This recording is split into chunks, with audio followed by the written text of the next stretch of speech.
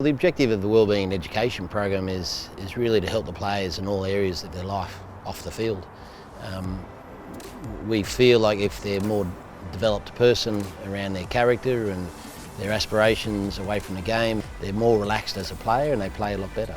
The NRL is very important, but it's only one part of you and your career, and having almost that permission to kind of really throw yourself into your studies and your pursuits off the field, I think it just shows that the game as a whole, we're looking to develop good men and women and not just good players.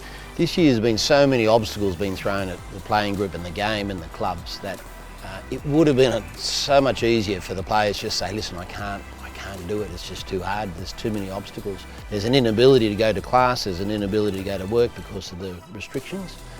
But the players somehow have found a way to do it, and that's why this team needs to be really congratulated on what they've achieved. I think the benefit of, balancing a few things and studying while I'm playing football is that you have that distraction. So you don't burn out just thinking about footy, playing footy, watching footy. Like, you've got somewhere else to be, somewhere else to think about, and just furthering your education and your knowledge elsewhere is something that I've found helpful, just in everyday life as well. It's important to have other interests because it takes pressure off just football. When you go home, you've got other things to think about instead of just thinking about rugby league all the time. And once you finish your career, you've studied up and you've created more chances of getting a decent job. Once I'd actually stepped into what could potentially be a career off the field, straight away I relaxed in, my mood improved, my training improved, and in the end, my game ended up improving as well. I think we've got this culture of young kids who have come into the game and now they're senior players, and when they were younger they didn't know any different. We insisted that they do something. We actually even had a rule that if you're not working or studying you're not allowed to play, and I think we're bearing the fruits of that now.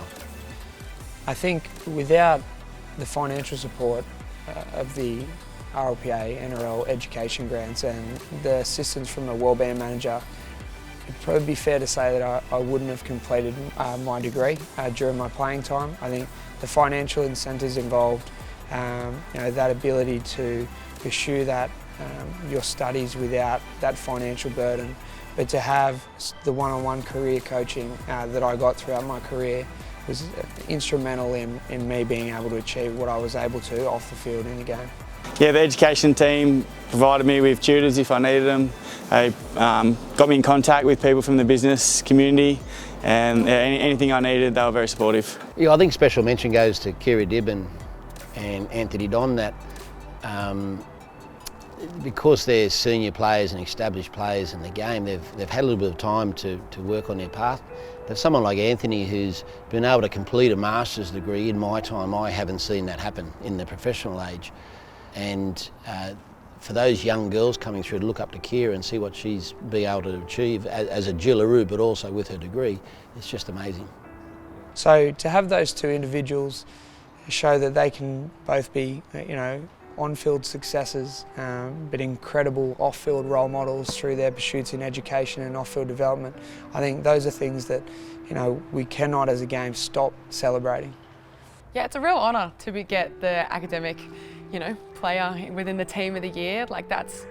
It's something that I definitely hold very highly. I put so much effort into my studies and how much time it takes. So getting the recognition from the RLPA of doing that in association with my football life is, it just makes you feel nice. Yeah, it's a really good achievement, something that I'll look back on when I finish and be very proud of, and happy to be in the team. I think by celebrating educational exploits, whether it be trades, pursuits at university, or other fields of development, I think it's incredibly important that we continue to encourage and inspire the next generation.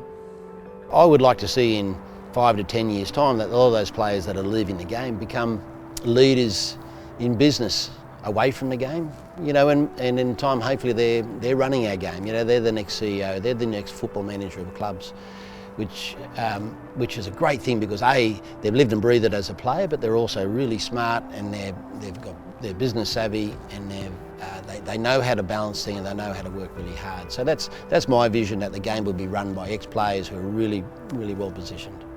Better people make better players. So if you've got that educational pathway and that background and somewhere that you've been able to take your thoughts elsewhere, you're going to feel more fresh on the field and you're going to be more ready on game day and after all your game days are complete. After that career is taken its end, you've still got that option and you've still got a mind full of ideas to change the world elsewhere.